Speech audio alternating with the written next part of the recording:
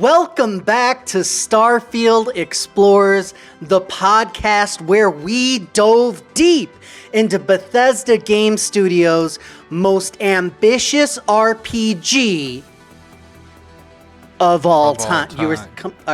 Of all time. I'm your host, Antonio, aka Hypecaster. You can find me and the rest of Team MegaDads at megadads.org or MegaDads on YouTube. We want to hear from you. Be part of the show and leave a comment or question under the show posted on YouTube. Again, Starfield Explorers, a podcast from MegaDads. We appreciate you being here. I'm joined today by my co-pilot and best bud, the illustrious Clay Howard. How are you doing, Clay? Doing good. Glad to be here. It's been a while. It's been a while since we've been able to record, and we'll talk about it. It's kind of been a little pebble in my shoe to try to get it all out, but that's okay. You were traveling and you had all sorts of stuff going on. Did you not spend time on a beach recently? Yeah, I went down to Mexico, celebrated. It's called Mexico. Okay. Just letting you know. Yeah, spent some time on the beach and drinking fruity cocktails and hanging out with my wife. So it was pretty fun. You deserve it. You're a hard worker. Wow. You deserve it. Well, thank you. I appreciate that. I'm joined by the navigator himself, king of the cosmos, guru of galaxies far and wide, David Big D Jones. What's up, Big D? How you doing? Doing pretty good this fine Saturday morning. You seem very cheery today. Like you have at least 10-15% more energy than usual. What's going on? Do I? I don't feel like I do. You're glowing. You're glowing. I think it's just because we were recording on a weekend. I think that's literally all that Instead of you like dead after coming home, starving. I get it. That's what it is. Feed them. Feed them, people. If you're new to the show, thank you for listening. If you're a longtime listener and you did tune in to us the whole time from the beginning when we were doing episodes about the game prior to launch, thank you so much. The format of this show was diving deep into a game that had a lot to offer. We felt that there was a lot of things to go into and that anyone that was trying to review the game in like 5, 10, even 30 minutes, you're going to miss stuff. You're going to be too succinct about a game that had so many moving parts. So what we did is talked a little bit about specific things. Now, we'll talk about it more later, but long story short is, let's be honest, the game's kind of winding down. We weren't able to record on a weekly basis and get shows out post-launch as often as we wanted. So this will be one of our farewell for now episode, let's say.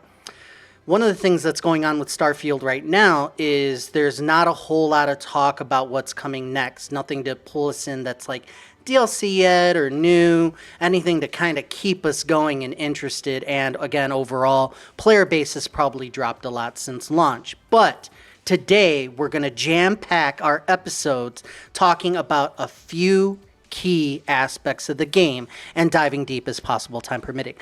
But first, we like to get to know our co-hosts by asking them a get-to-know-you question.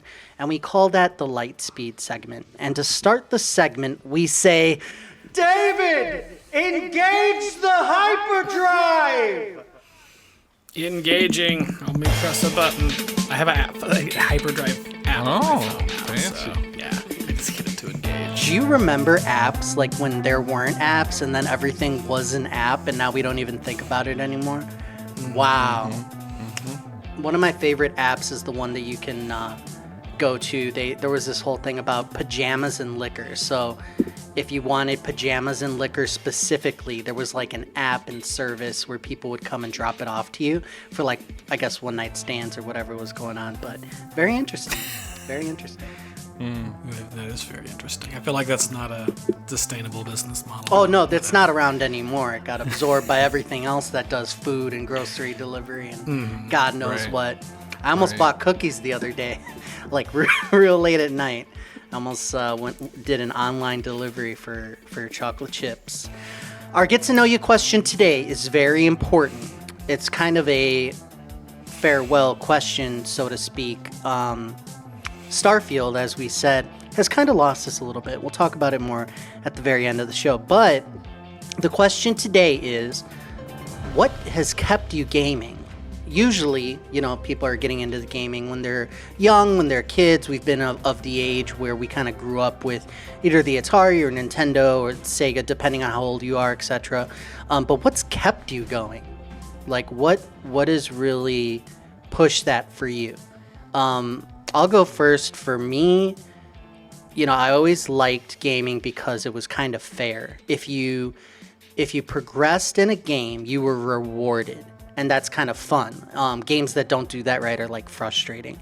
And as I got older, I kind of realized that life isn't fair. And then like you work hard, you try your best, and sometimes you're just dealt the wrong hand. And I think that's kind of what keeps me going. I look at like my life and what I'm able to accomplish and things like that. And sometimes I just need that fun game that's going to let me feel rewarded for putting in the work. I like games that are challenging.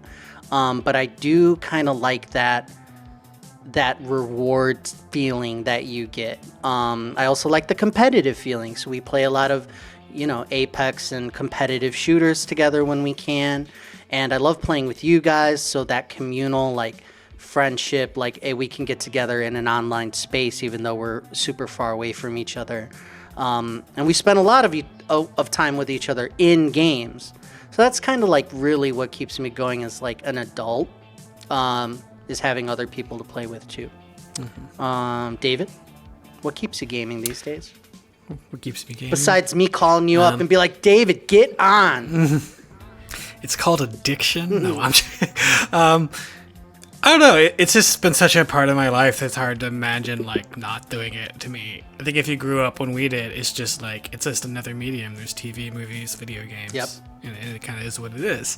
I mean, if you like just sort of break down like the things that I like the most about gaming, it's probably a bit of just escapism and being able to go to like another world or another place. And I really also appreciate there's, I think, a very unique form of long-form storytelling that can only exist in games. Absolutely, yeah. Like a movie, TV show, you can never just feel, if it's done well enough, the same attachment you can feel to like a world and characters and places as you do in a game where you're there and you're interacting with everyone and building these relationships and creating your own story and whatnot. And I don't know, there's something to that makes it a very unique medium. I also do like, I guess, as you said before, the hard work that will pay off. If you grind away in an RPG, you're going to if you do it enough, the math will always add up in your favor. Mm-hmm. Mm-hmm. Yep. Unlike real life. I love it. Doesn't matter how many times I scrub the floor, I'm not going to gain superpowers and being able to single-handedly destroy a swarm of enemies with a sword. A little bit of power fantasy in there for you too. Yeah, it's true. Yeah, it's all good stuff. Same thing. As I've gotten older, I appreciate movies actually for like being able to tell a story in such a short time. But you're right, that long-form storytelling, how you can get invested in characters. Like I remember, like I wept at the end of Final Fantasy X. And it was just the right story at the right time for me. Mm-hmm. And I felt like I knew these characters, like they were, shared a bond that would be broken and just a sense of loss. I'm like, man, I'm done with this game.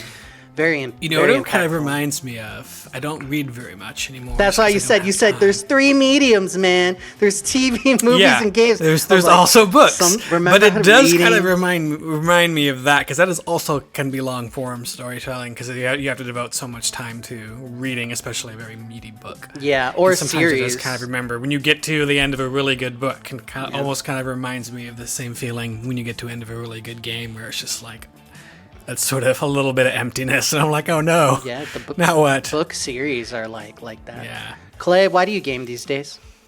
Mostly to play with friends. I think that's a big thing for me. I've got some buddies, one of them, or a group of them being you two, that we play together on a semi-weekly basis when life allows it. I live for that kind of stuff. It's like it's a social outlet for me.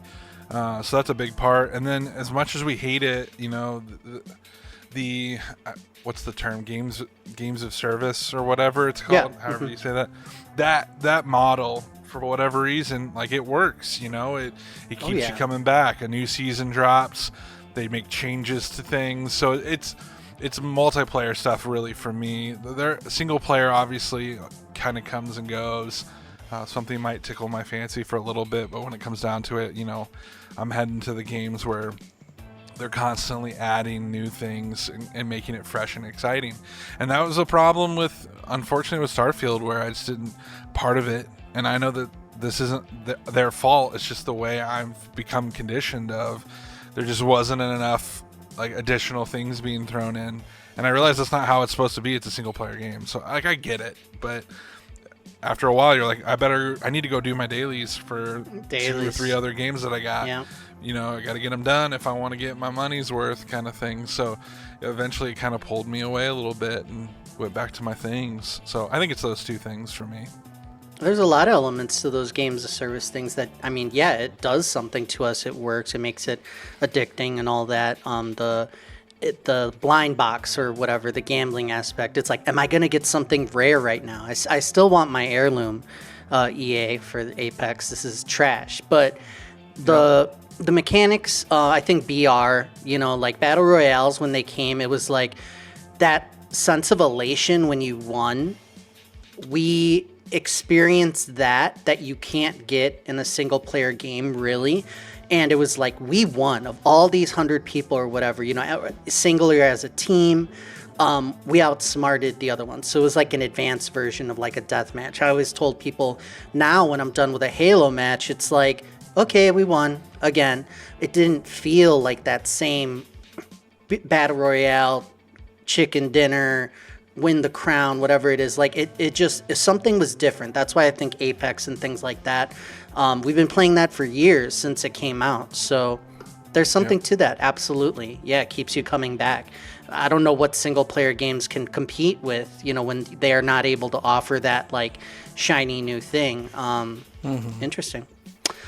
I don't think they have to. I don't think they're supposed to. They're not Right. supposed to. Yeah. The way I've always, so. yeah. To me, the service is the games as a service model for single player games is they will make a game and then they will make another game and then you play that game. Yeah. It is, and then playing it again as if like years down the line you want to re-experience it. Really good single player games I'll usually go back and like re-experience at some point and start a new file in. So Or to DLC me, that's more expansions, exciting than the game as a service model because you're playing new things, Yeah. not just playing to get new skins. You see many the games same like game. that, like now it's like, here's the expansion, here's the DLC, here's the 2.0. Like a game could come out and bomb and then like release the like Cyberpunk 2.0. It's like, oh, it was, now it's amazing, and they finish it later. It's almost like 2 different games. So it's interesting. I hate that too. I Just take your time, finish the game, and then release it. gaming's changed a lot, and it's stuck with me as long as I've stuck with it and been playing since I was a youngin', and I'm gonna play until I can't anymore with Carpal Tunnel. So it's been good. Getting back to the show, we have a lot to talk about, so we're going to kind of round it up quickly. Like I said, for our farewell for now episode, we're going to cover a bunch of different things. I'm going to bring up a couple different topics. We're just going to go high level with it, starting with the graphics. Did Starfield do it for you visually? So from planets, the starships, the equipment, the weapons, everything visually, what did you think? I believe that this game looked way better than I thought it was going to, and I think past Bethesda games have been a mix. Sometimes you could say, cutting edge, but by and far, especially lately, other games have looked way better. And I think it's still behind other games, but it just, when you take off in your ship, they have that little, like, not even a cutscene because I think it's in-game, but you're flying off and your boosters are going, and then the sound effects, and when you get up to your clothing, when someone's talking or on your character, you can see like the leather if it's leather and like the shine if it's metal. And every time I went to a planet, I forgot about the procedural generation, especially at first. For the random planets, most of them are empty, which is a negative. But visually, I felt like they were different places, and I was never like, oh, this is the empty planet again. I almost never thought of that. There are the handcrafted planets and the cities that are really good. But when it comes to like the randomly generated stuff, I thought it turned out better than usual. So overall, I would say graphically, I'm not disappointed in it. I think I was more impressed than disappointed, but my expectations were low, if that makes sense. Clay, what did you think? How did it go visually for you? Yeah, I don't have a lot to add to that. I agree. I think overall I was very happy with it visually and how it turned out. I thought the details were great and looked awesome on my Series X, so I was perfectly happy with it.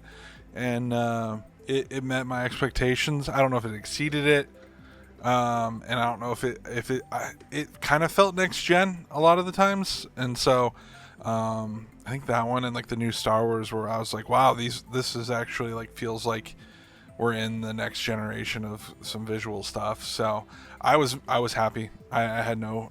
I mean, obviously there's going to be issues here and there, but overall I thought it was great. Yeah, I'd say there's still some Bethesda jank. You can still tell it's the same engine. Mm-hmm. But I think the visual level for the type of game it is definitely met my expectations. There's definitely games that look better, but most of them are not like a big, giant RPG like this that just, it's just harder to do. That, making a game that looks like Horizon Zero Dawn in this interactive of a world would probably be a lot taller order, but I think it's fine. The jank that really stood out to me and the things that kind of really upset me was like if you go to in one of the main cities, like the tram, it's like a fade and then the train is never smooth. At least for me, it's like janking out. And then the NPCs there's a lot of talk about like the different tiers. Some of them were handcrafted, very well modeled. Again, we talked about like the eyes looking right. And then majority of the time, the NPCs that like fill the space, not just someone that you're going to talk to at vendors or, are part of like repeating quests, look like absolute trash and like look like porcelain dolls with dead eyes. And just, you could tell they're randomized because they'll have some weird like structure with, color and all their clothes not matching, and I'm like, this is terrible, and it took me out every time. So I thought that there was the sore spots are really bad, like when you see them, but they're not constant. So I think that was interesting. Something related was items and weapons. Oh wait, before that, inside the ship, when you're building a ship, when you create it in the editor, I had a lot of fun with that. I just did. And there's parts you can upgrade. And again, what you build, you can then go inside of, which is really cool. The inside of the ships look really... I saw their vision. It was like, okay, here's what the inside of like the space station looks like now, and here's our take on it. And it looked like a spaceship to me. What's cool is when you build the exterior and the parts, and then you walk up to the ship after building it. Like every time I changed my ship, I loved walking up to it and just seeing the scale of like the difference between making it in the editor and then up close. Like I thought that was just awesome. Yeah, but just one more key thing about how it looks. As far as the items, weapons, things you pick up in the world, the details, this is something that really bothered me. One of the things that I thought about initially was, okay, this is Bethesda again, you're going to loot everything, right? You can pick up a pen or whatever it is. I thought that all the weapons, all the items, all the food looked real similar. A lot of them are like, the food is like packaged squares and like as a like a lore thing, as part of the world. It's like, hey, here's the future processed food called chunks, and a lot of time it's space food. The items, it's like everything looks the same. The weapons are they're not terrible. I think they look decent, but nothing blew me away. Like in Fallout, right? It's like our take on the zany future, and this looks like it has weird parts, and like this was made in a basement by somebody in the post-apocalypse. Nothing was that interesting to me, and when I was looting, at first I didn't know what to pick up. I got good at it later, but I'm like, all this shit is small and metal. Like it's all like weird, and the loot just not as good, not as compelling to me at all. What are your thoughts on that? Weapons, items, the little things, the looting. Clay? Yeah, I mostly agree with you. It was fun kind of figuring out what things were for a little bit. I agree. I was like, what is this? I don't know what this is. Guns. True. I was collecting so many weapons that I couldn't even carry them all, and trying to figure out what guns I liked and didn't like, and I just the lasers and blasters just never really kind of appealed to me, and I just ended up settling for using the same guns that you can get in Fallout or whatever, rifles and shotguns and pistols and stuff. And so I don't know. So that wasn't super exciting in my opinion. But you're right. It was missing some of that uniqueness that Fallout had, where it was able to kind of put a weird twist on it. And I thought maybe they were going to do that with like lasers and blasters, and I don't know. Maybe I didn't give it a fair shake and probably should have tried it more, but eventually just kind of gave up on them and went back to what I was used to using. So I early on I committed. I'm like, I'm gonna use the weird guns, and that's what I told myself. But then they were so slow to come, and few and far between. And we've played a lot of the game so far, so I'm sure that there are things that one of the faults of the game is it is kind of greedy with how quickly it gives you everything. But I agree. The lasers were something I was looking forward to, and the weapon types. I defaulted to the machine guns that like fired fast, like that, like very, very quick, and it sounded good and it felt good. So I was like, I'll just use this. These are fun. So interesting. David, what did you think about all that? Weapons, items, looting. Yeah, I mean, definitely. Yeah, there was definitely felt like a little bit lacking, and I believe too when like when you drop. Might be slightly off topic, but I just thought when you drop stuff, Yeah. like it's everything just kind of goes on a little package or a crate. Unless certain things you can actually drop, but like I miss being able to just like throw stuff everywhere and then have it actually be the thing that I threw. And that was something they changed it for Fallout 76. I assumed that was because, well, this is an online game, and it seems like that change somehow carried over to this, which I was kind of annoyed with.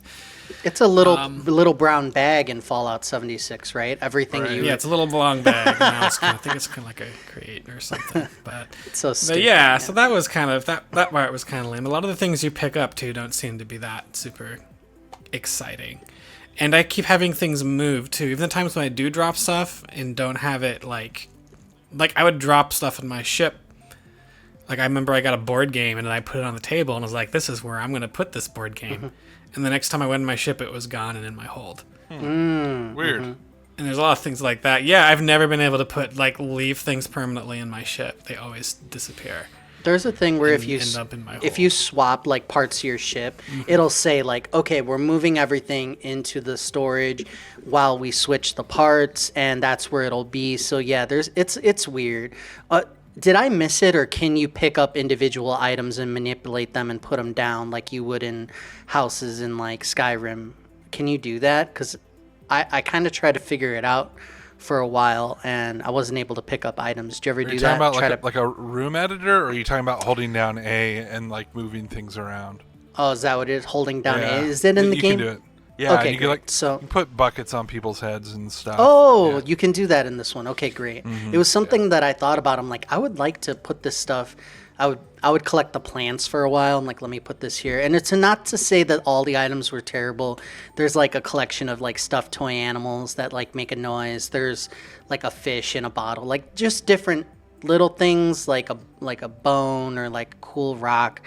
And I would collect different things, but I just never felt anything of the loot was compelling. And you're always looting, you're always selling things, and it was just a low light overall for me. I thought it could have been done better, but a lot of things could have been done better. The next thing I wanted to talk about was the factions that are there, the missions, basically the story. We play, it's this find the missing pieces of this thing. Maybe there's aliens who left us something, and what ends up happening is you collect powers, and you are in part of Constellation trying to collect pieces of the artifact, and that's where we find ourselves. I liked it at first. I thought that it was a little weird the way things started, and I was really intrigued by the fact that you would get these powers, and I thought they gave you quite a few, like pretty easily. As long as you kept pursuing them, you would get one every little while. And I thought that the powers were pretty terrible as far as I didn't want to use them. I found one that increases your oxygen level very useful, but everything else I forgot that I had them. It just didn't make sense to me. I would say that the one thing I want to say about the story and factions is I really hated the red, what's the red one? The Red Army? What was it? Sounds right. Whatever I can't remember what they're called. Yeah. You know what I'm talking about if you played the Pirates, the Red Storm or whatever the hell. Yes. When you go into their voice work, there was somebody who founded the whole organization, and his story is told in a few different ways, and an audio recording of a fake interview, which is really well done. But then all the people in that area, their hub, the people you meet, it's like a parody of kind of like a gang, and they're talking slang, and just kind of like they did the pirate thing a little bit. It was just terribly acted. I hated being there when I thought this was going to be one of the coolest ones, and I just thought it was disappointing all around. I was like, it's kind of like that classic Bethesda, this is supposed to be funny, Caesar's Legion in Fallout New Vegas, right? It was tongue-in-cheek, it was just something quirky. And I think that's kind of what they were going for there, and it was terrible. None of the factions or places and different types of quests, from Constellation to the different areas, I never liked being in any of them. Nothing was pulling me, and I think it was a huge part of the game that let me down. What are your thoughts, David? You like the story? You like the missions and factions? I didn't have a big issue with them, and honestly, a lot of that, I guess the factions maybe weren't as good as some previous factions. I thought the main story itself, though, was surprisingly decent for a Bethesda RPG, because that's usually one of the biggest weak points of Bethesda games, is the main story, and then you're sort of the thing that keeps you coming back is the side quests and the factions, and those are arguably what the actual main game is, and then you get a lame main quest. So I did appreciate that this time that the main quest was interesting enough that I wanted to keep doing it to figure out what was going on. And I'd say the same for some of the major side quest ones, like the ones about the I can't remember what they're called. The horror nightmarish aliens. Yeah, what are they called? and I kind of see it as the side main story in a lot of ways. Yeah, because I don't know if you count that as a faction quest. That's a different icon. It's not Constellation, so technically, yeah, I think that's the United whatever, right? Isn't it? Yeah, it's the military one. I don't know. The more I think about it, I actually think no. I think the side quests and the faction quests are actually all very well done for a Bethesda game. Mm-hmm. Yeah. That one is the main one. yeah, There's an alien threat. It ends up being that, without too many spoilers, there's an alien threat. And then there's a thing where they can kind of... It's like the enemy within. Where did they come from? Wow, they can really do that. And they're kind of, something's happening nefarious among us. And you don't know what's going on, and you want to get to the bottom of it. And these aliens are so dangerous that they follow humanity around. They're always popping up, and they're cataclysmic in nature, so it gives you some stakes. The big thing is these aliens have wiped out a whole city before, and all of a sudden they're back. So that's long story short of it. But yeah, that was definitely one of the better ones. Clay, what are your thoughts? I agree with when David's talking about that one specifically. That one was enjoyable pretty much from start to finish. It started off really good. It was kind of scary, and you're like, "Wow, what is happening? This doesn't feel like a Bethesda game." Like, Yeah. and yeah, I know what missions you're talking about now because Yeah. you hinted at it. You're like, that was scary. I'm like, yeah, it was well done. That one I know you're talking about. But some of the other ones started out, I think, a little slower, and then I think a lot of the faction quests, they would kind of build to the end, and then the endings were like really good, and so I felt like some of them were just a little slow. Obviously, I haven't finished the main quest, so I don't know how that ends, but I feel like some of them were a little rough. I guess. I don't know. I was going to save this for like my final thought, but I might just hit it now since it has to do with what we're talking about. One of my biggest issues with this game is some of the pacing, at least of the main storyline. Earlier, Tony, you were talking about there's these places you can go to, planets, and you find these temples, and you get your hidden powers from these temples. For whatever reason, I don't know if I did something wrong or different than I was supposed to, but at one point, all of a sudden, I realized I had dozens of these things in my quest log that I could go fly over and do it and get all of these abilities, but they weren't like spread out evenly. It was just like you can kind of do them whenever you want, but they're all there, and it's not like as you do them it like unlocked more. I don't know, it felt like they just kind of like blah, like throw them in there, like let's just at some point you can go hit all these, but like you go there and you do the exact same thing. You like fly up in the air and hit a little shiny thing and fly through this circle. It's just like, it was dumb. And so I think at that point it hit me. I was like, I don't know, man, the pacing was just weird. And so I did like 4 or 5 of them. Like I'm sure I'm almost done. It's like, no, there's more. And I was just like, I'm not doing these anymore. This is stupid. And so it just didn't feel special. Whereas like if you think about Skyrim and how you unlock your shouts and stuff, it comes kind of along the main storyline. They space them out, and you have to go through dungeons, and you do different things, and you find them. And it was just like, I just didn't feel that with this game. I don't know, I thought it was weird. You earned them, and they were game altering a lot of times, and fun to use. Don't forget. Right. I get that's what you another mean. thing. Those freaking abilities. We had an episode where we like predicted how cool we thought these abilities were going to be. Oh my gosh! And they're Remember like that? the majority of them are so generic. There's a few that are kind of clever and unique, but for the most part, it's like put people in the air. Like it just wasn't. Yeah, I never use them. Yeah, I forget I about forgot them. half the game that I could even do it. Yep. So It's like, why am I same. doing this? I think that's also just a symptom of how the game is designed by not having like this big push on exploration. It's sort of because when you're playing Skyrim, you would sometimes you would just stumble upon like new shouts and things. yeah. And since you don't really have the ability to like explore and stumble upon things, it's like they had to like, okay, how can we make you so you have to like sort of feel like you're going somewhere to get this thing? And I don't know. I think that is my biggest complaint with the game is there isn't enough. I mean, I guess there is exploration, but it's not in the way that I like. Where I feel it's just a lot of warping around because the universe is so quick. It's just like light speed here, light speed there.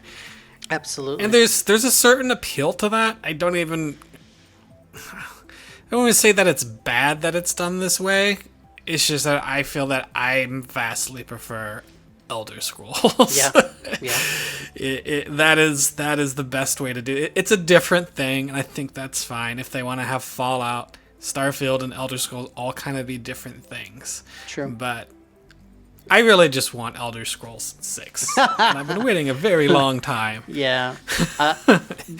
Pacing 100% is one of the big faults of the game. I said it at one point in one of our prior episodes that Skyrim in space is a bad idea. It's not possible. And it's just setting people up with the wrong expectations. When I initially opened the map and I saw all the different stars, which are star systems, which you could zoom out and in, and you move across and you could see there are a lot of planets. I was like, wow. And there was this awe to it. And then I realized that even after playing a long time, I was only kind of sticking in this one area. And part of me thought, man, when I finally get out there, I wonder what's going to be there. And the more I played, the more I can only assume one of two things. They're hiding really good stuff toward the end, or the more I experienced the game, it was like it's not going to be worth going out there. And that's kind of where I landed. I've been on a fraction of all the planets. I think most people have. And I think that the space in between things, you're right, David, you're warping around a lot. And it's like, I like the space combat. I like the ships. I like booting up the drive and all of that. But it's like, it's not what I want to be doing so many times. There's a mission called Red Tape Runaround. And it's like, I don't want to exaggerate, but like 12 different parts. And it's all this red tape. It's like, oh, got to do this, got to talk to this person. And it's like a joke. And it's like, oh, you got to do one more thing. You got to do one more thing. And I guess they did it for fun, or I don't know, like something to say like, hey, remember those missions that you have to do one more thing? We're going to make one just like that. And it was literally that. It's called Red Tape Runaround, and it took forever. I thought there was going to be something good at the end, and there really wasn't, and just like in Skyrim, one of the things I don't like about it is you go in and you get to the end of a dungeon, and then there's some random cheese wheel or something in there, and sometimes if it's good at during a random dungeon, you'll get one magical item or something rare. In this game, I went into tunnels and different things, and it was formulaic. Yeah, there would be something in there kind of rare. Like every time you fight in one major area, you're usually going to come out with like one rare thing. There's like one harder enemy, but it got formulaic, and I was like, mix it up, guys. Where's your drive? But at least we have companions to keep us company while we travel, to spice things up. Clay, talk to me about it. Well, I could talk a whole episode about this, but I'll keep You it are brief. one mega farewell for now episode. Yeah, they were kind of disappointing. David's gonna poop all over them, so I'll save some of it for him. But I get that. I get why they're there. I understand that they're supposed to build character building and all this stuff, but I just felt like they were constantly complaining to me and giving me these sob stories and drama, and it was just like, hey, when you got a second, I need to talk to you about something. We're being shot at right now, can you leave me alone? Hey, when you get a minute, I need to talk to you. It's like, can you just leave me alone? And so I finally just started picking the robot, because the robot didn't complain about his life, and it was just like, wow. I get that they're trying to build these characters and stuff, but yeah, it was just like, and at one point, I noticed another thing. If you go off and you leave a character for a while and you go do some stuff in the main quest line and you come back to that character and you pick them back up, they'll go, hey, I'd like to talk to you. And then they will literally talk to you about things that you did when you were away from them, which is kind of cool. But it's like, wow, I heard what you saved that orphanage. That's very cool. And then I was like, all right, thanks, see you later. And then he was like, hey, can I talk to you again? And then he talked to me about the next thing I did after I saved the orphanage. And it was like, dude, do we have to hit on all these things that I just did with you? Like, it was just weird. Like, I get what they were trying to go for, but it was more annoying than it was helpful. None of them seemed very helpful. Last thing I'll say about it, they did do one thing in this game that I won't spoil, that I felt like Bethesda did something really unique with the companions in a quest line where you have to make some heavy decisions that affect your companions and such, and I thought that was super ballsy and unique and heart-wrenching and emotional and really cool. So that part I think they nailed. Like, that was something that I didn't really see coming, and when you look at how they did it and the way they chose what they did, like the science behind it and the math behind it, it's actually really dope. And so I thought that was really cool. But overall, I thought the companions were super annoying, whereas in like Fallout 4, like Nick Valentine, like I loved him. Like he would talk to you and stuff, but it was never annoying. It always felt like it was a part of the story, and it wasn't just like, hey, when you got a minute, I need to talk to you. And it was just like, I don't know. I thought that it was overall just kind of disappointing. And maybe there's some cooler companions out there that I haven't found yet that maybe would be better. I don't know. But even the cool cowboy guy had a daughter that you have to bring with you. Like, wow, dude, you took the cool cowboy and you gave him, he's babysitting right now. Like, you took the one cool thing, one cool character, and you gave him a babysitting job. Like, come on. I feel you. The romancing option like to have a relationship. It's terrible. Like at the end of putting in all this work and trying to form a bond with someone, at the end they're like, all right, I'm gonna give my heart to you. Do you want to hold hands? And like in like Mass Effect, for instance, they let you womp, they let you squeam and kapang, and like they let you squish and all that. And in this game, it's just like, would you like to be committed to me? I would like to be committed to you. It's just so dry. And there's a next step that you can do where it's all like, let's get married. And it's just like, God, dude, like, where's the nastiness? You know what I mean? Where's the raunch? That's what I want. Is that really all you want, Tony? I wouldn't mind a little bit. I don't think it needs that. It No, just needs the it doesn't. characters to be likable. If I'm in space, I want to have sex with something, okay? That's why I'm out here. That's why I'm traveling the stars. Let me squish. You know what I mean? I want to scrump. I want to squiggle. You know what I mean? Like, just a little bit. David, what did you think about what'd you think? companions? I want to throw them all out the airlock. I don't like companions in these type of games. I just feel like they just follow you around, get stuck on stuff, and then offer disapproving comments. They ruin my immersion. I don't think they should be a thing. There's other types of RPGs where companions can be really... And maybe I would like companions in these games better if there were ones that were actually like you wanted to be around. And I've not experienced that. A good example of this would be like Half-Life 2. I really enjoyed being with Alex in Half-Life 2. Mm-hmm. Yeah. And normally, in most games, if I heard about that, a companion being around for almost the entire game, I would like, oh, I don't think I'd like that. Mm-hmm. But she was good. Mm-hmm. So I think it's doable. I think it's really just like the quality of the characters and not really being people that you want there. Yep. And they're just there to nag at you and make me feel like I'm in less control of the game. And I wouldn't even, I don't even care that the romance options are missing, because I don't think there's anyone there that I would want to do those options with. Mm-hmm. And none of them were particularly people I would even really want to be around. You have standards, you know what I mean? You can't just give your heart and body to anyone. I get it. Can I echo what David said? I Absolutely. agree with this. The companions ruin the immersion in this game. Mm-hmm. You walk up to an NPC and you start having a conversation with them, and all of a sudden, out of the corner of the camera, your companion walks into frame and is just staring at you like, "What did you need? What's that?" And you're like, "Oh my gosh!" They're the most of all the jank in this game. Mine was 90% companion jank. Where they would always end up doing something really weird that hold you out of the immersion. So I agree, David. I think that was a big thing where it's just it's just easier if you're not on my ship right now and I just do my own thing and I don't have to leave the planet and walk around with you. Yep. No, I get it. Fly solo. Yep. Other people are doing it way better. My biggest complaint of all, the jank, is the robot spawns in my ship between me and the cockpit, and I cannot get through. I can't figure out how to stop it. If he's with me, it happens.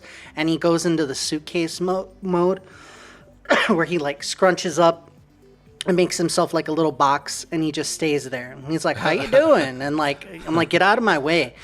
And I have to warp into my cockpit. That's what I wanted to say about companions. It was like I had one good side mission with one of my companions that really tugged at the heartstrings, but overall, it doesn't add what it should add in the game. We want to wrap it up. There's much more to the game and much more we could talk about, much more that was good and bad, but we want to talk about why we're going to say farewell for now with the podcast, why the game lost us. And I think that we've excuse me. Bless you. We've touched on it, and the pacing isn't good. And I think that there wasn't enough to pull me forward. We talked about skills and progression. There was nothing on the skill tree that really wanted made me want to continue. And I think that had there been clearly more fun things to unlock, things that would alter the gameplay, I would keep pushing.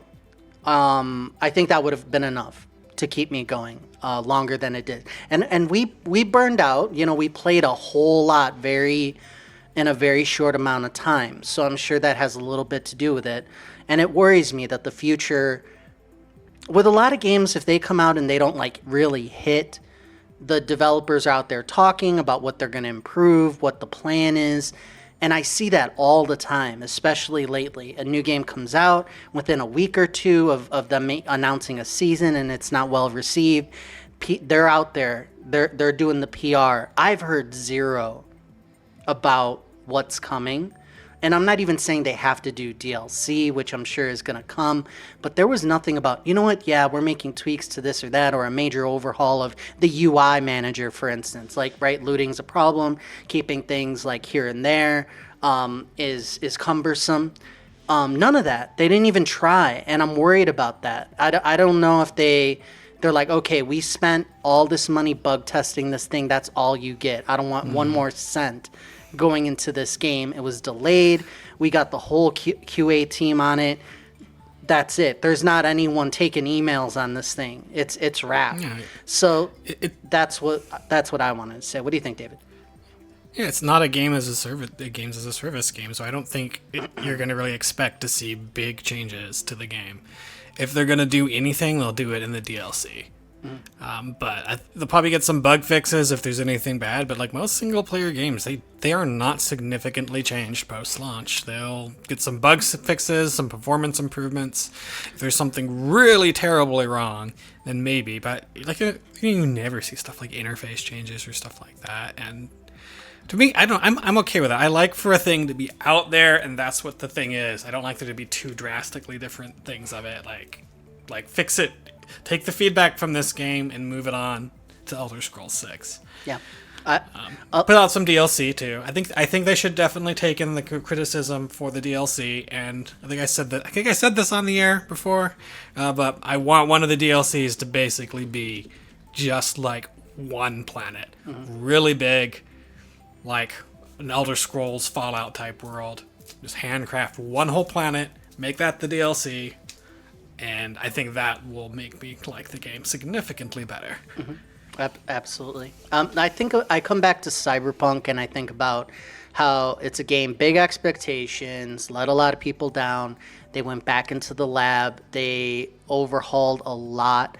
And then they put out not only the 2.0 version, but then a lot of the improvements in a DLC. So, you know, then you have the Phantom Liberty thing. And you go to people now, and for all the hate it got initially, now people are coming out saying, oh, it's way better. Like, you know, the same people you've been complaining or be like, this is what I wanted to begin with. So I don't think it's unheard of, but I think there's a lot of potential here, I'll say. Clay, what do you think? What did it for you? What made you fall off? Yeah, so I hit on the pacing.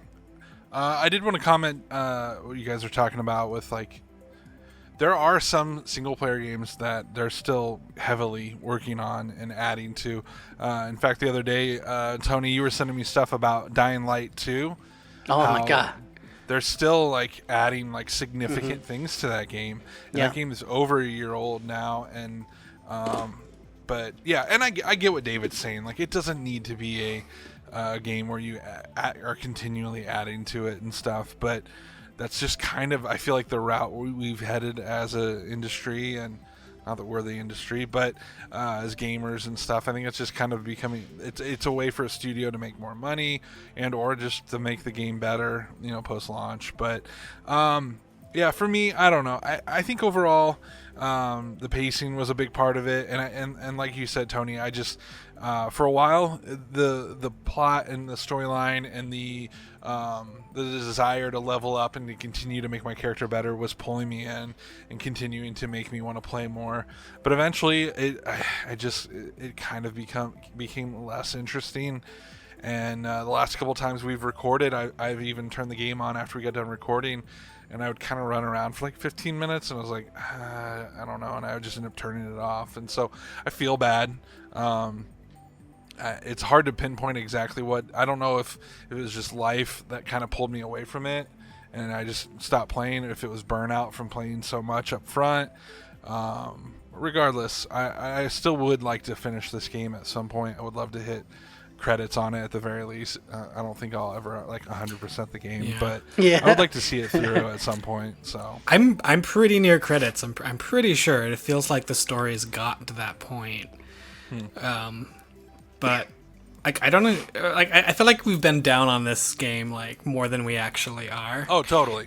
Yeah. I really enjoyed the game from what I played. I think the reason that I'm not really playing it now like has less to do with like the game being terrible and more of like I have a limited time to play games, and there's other games that I'd rather play. Like Super Mario Wonder just dropped. I still haven't finished Tears of the Kingdom, which is a game that I really want to go back to and finish. I just bought an Analog Pocket, and I got all these other things that I want, that I realize I just want to do more. I still want to play Starfield, but I don't want to play it as much as I want to play these other things. And I think that's the big thing. It's not such a revolutionary game that I don't want to play anything else. Yeah, and it requires a lot of time. The competition is fierce. Do everything. Absolutely. Yeah. There's other things, and this type of game these days, I really need a game that I could boot up and spend that 15, 20 minutes in and get out. And there's just every time I think about booting up the game now, I'm just like, what plan am I on? How do I get to the next thing? Is there any quest that I really want to do and get to the end of? Do I want to unlock anything else? Like it feels very dry, like the well, there's no water in it anymore to me. And that could change, and I'm hoping that it could change. I think it's they had said if there was a comment that came out, it was that the game was designed and made to be played for the long haul over time. And I think that something like a Skyrim or Elder Scrolls, Fallout, like all these things are, the focus was making the game, and it just so happened to be like as a consequence you could play forever. Whereas by design, this is like, let's make it expansive that you could play forever and hope that that is fun. And it was yeah. I don't want to give anything away. I think enough outlets have hinted that even the core storyline, once you get near the end, you realize that that's even goes into the story itself, the idea of playing it again and again. Which is ludicrous. This is not the environment that we live in.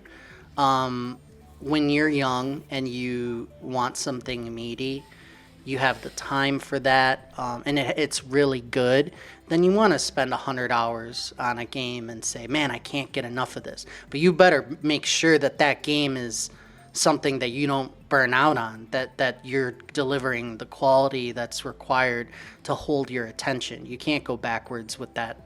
It's just not going to work. So very odd to me that the way that they went about some things. We might be back, everybody. We might be back. What if it comes out some amazing DLC? They end up saying, oh, guess what? We're killing all the companions. You can't even have them anymore if you wanted to. David would jump for joy. It would be fantastic. I bet you will be back for the DLC, because I bet you we're going to get super excited. Yeah, because I think they're listening. I think they're going to take some of this feedback, and they're going to create some new spaces. And because I think the mechanics itself, playing the game, the engine, all that stuff is great. If it just had a nice world, some quests that are not that they're bad, but like, basically what I said before. I want a little bit more of a sense of exploration. Like, wandering in space is cool in its own right, but one of my favorite things to do in Skyrim was to, like, line up, like, a point of a place I needed to go on my compass, and then just walk towards that point, and then find a lot of cool stuff along the way. Yeah. And there's nothing like that in Starfield, really. Yeah. You can't just walk in one direction, because it's just nothing most of the time. It was a strength of Fallout. It was a strength of Elder Scrolls, where you just point A to point B. Oh, there's a cool, that looks cool. let me go there. You can't do that in this world. It's not possible. You know, that they figured out the planets. Here's a randomly generated planet. Here's some icons on there. And yeah, there's some things you could go and look at, but that gets old quickly, just the procedural generation way they accomplished it, and it's not the same. There's nothing in between on that road. So agreed. And what David said, I don't think that we like the game. We played a lot of it. It's easier to complain than it is to praise something. That's just natural, and I think it's a good game. I want to apologize to Dan Stapleton because I think if the game was better, it would have deserved more of an 8 or a 9 to keep me going, and I think it's a 7. What would you score the game now that you played so much of it, David? I still think it's at least an 8 or an 8.5. Clay? I'm not going to go quite as far as a 9, though. Yeah, Clay? I don't think it's a 9 or a 10 either. I think 8 seems fair to me. Maybe a 7. I've had more complaints over time than I believe. Like, I can't justify an 8 after having this many complaints. That's the way that I came away with it. I'm like, you know what? This is a really top tier 7, 7.5, and that's it. Like, it's a good game. Sometimes it's a great game. And we'll talk about that even more in the future, maybe. We are so grateful that you've tuned in with us, that you've shared this game with us, that you've made these memories with us. Check out megadads.org or MegaDads on YouTube. We start podcasts all the time, ladies and gents. We did one about the Switch. We talk together as friends, and we're cooking things up. Check out what's the Disney one? You don't remember your Disney podcast name? You have two of them. It's Movie Bites. Yeah. Movie Bites. BYTES. Movie. We should probably record an episode of that one day. We're definitely It's due for this. for You some got to new listen to episodes. this podcast called Movie Bites. It's Movie BYTES. TES. And it's all about Disney movies, and they're broken down very high quality. And if you like Disney at all, if you like movies at all, you got to check out Movie Bites. Stay tuned. Try to follow us and stuff. The social media landscape is a cesspool, but look for us and you'll find us. We really appreciate you being here. Thank you for joining us as we travel through the stars.